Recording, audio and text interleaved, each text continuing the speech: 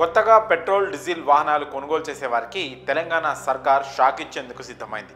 అవును, మీరు వింటున్నది నిజమే. పరిస్థితి చూస్తుంటే అలాగే అనిపిస్తోంది.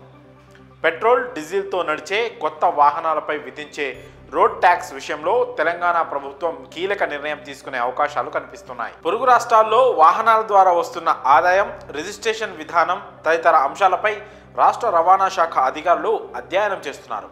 అక్కడి రోడ్ ట్యాక్స్ లెక్కలను తెలంగాణలో వాహనాలతో వచ్చే ఆదాయం, పన్నుల స్లాబుల్ని పోల్చి చూశారు.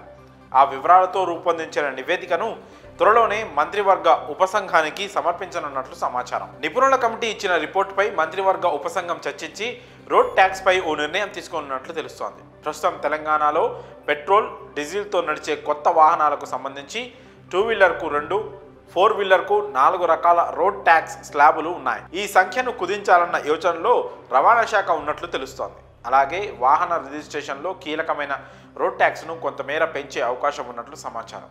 ఈ మేరకు 1,00,000 పైన విలువన్న ద్విచక్ర వాహనాలు, 10 లక్షల పైన విలువన్న కార్లకు రోడ్డు ట్యాక్స్ పెరిగే ఛాన్స్ ఉంది. అదే జరిగితే ఇప్పటికీ అన్ని రకాలుగా ధరలు పెరగడంతో అవస్థపడుతున్న జనానికి కొత్తగా వాహనం కొనుగోలు చేయడం మరింత భారం కానుంది. కొన్ని రాష్ట్రాల్లో రవాణా ఆదాయం అధికంగా రావడానికి రోడ్ ట్యాక్స్ ఎక్కువగా ఉండడమే కారణమని తెలంగాణ అధికారులు గుర్తించారు. ప్రధానంగా కేరళ, తమిళనాడులో రోడ్ ట్యాక్స్ ఎక్కువగా ఉన్నట్లు తేలింది.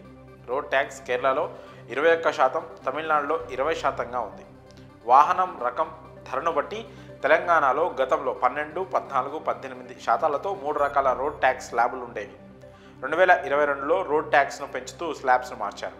రాష్ట్రంలో పలు వాహనాలకు రోడ్ ట్యాక్స్ పెరిగే అవకాశం ఉన్నా పొరుగు రాష్ట్రాల్లో ఉన్న పన్ను కంటే దాటకపోవచ్చని పలువురు రవాణా అధికారులు అంటున్నారు. తెలంగాణ రాష్ట్ర రవాణా శాఖ ఆదాయంలో 65 నుంచి 70% ఆదాయం రోడ్ ట్యాక్స్ నుంచి వస్తోంది.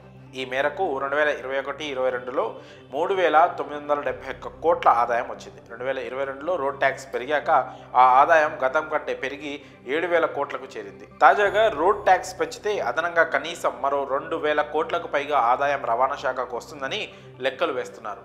పక్క రాష్ట్రాల్లో లెక్కలు ఎలా ఉన్నా తెలంగాణలో రోడ్ ట్యాక్స్ పెరిగితే కొత్తగా వాహనాలు కొనుగోలు చేసే వారిపై మరింత భారం అయితే పడనుంది.